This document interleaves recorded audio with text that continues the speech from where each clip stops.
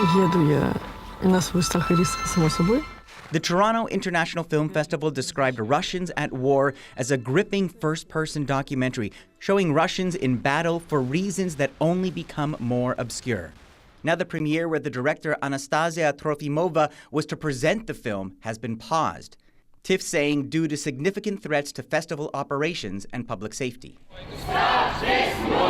As the date of the premiere approached, there were already protests and accusations it amounts to propaganda. There's only one truth. Russia invaded Ukraine. Members of the Ukrainian community have shared concerns about the director's background and intentions. Anastasia Trofimova has a history of working for Russian television. The Russian state media channel RT was banned in Canada in 2022. The Russian government is known for sowing disinformation and division around the world. The more that they can confuse who the aggressor is and who the victim is, it just fares better for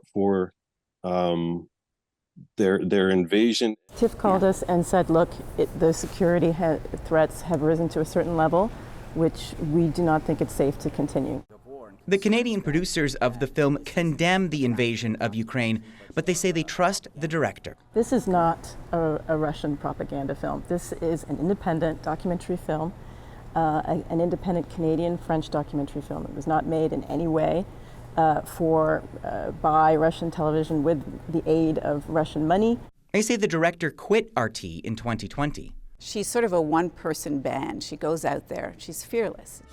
But while the filmmakers are calling this suppression an un-Canadian, some question the timing of the film's premiere. I believe now is not the time to show that film, especially when Ukrainians are being killed daily, civilians are being killed daily. Speaking to CBC News before the cancellation, the director had this to say. I had the chance to lift the veil a little bit on the reality of one of the sides that no one, especially Canadians, has heard from for the last 2.5 years. And I would appreciate everyone who is leveling these accusations to, first of all, see the film. Christine, Toronto police tell me tonight that TIFF organizers decided independently to pause the screening, so not due to any recommendation from the police. So, Eli, where does this leave the future of this film?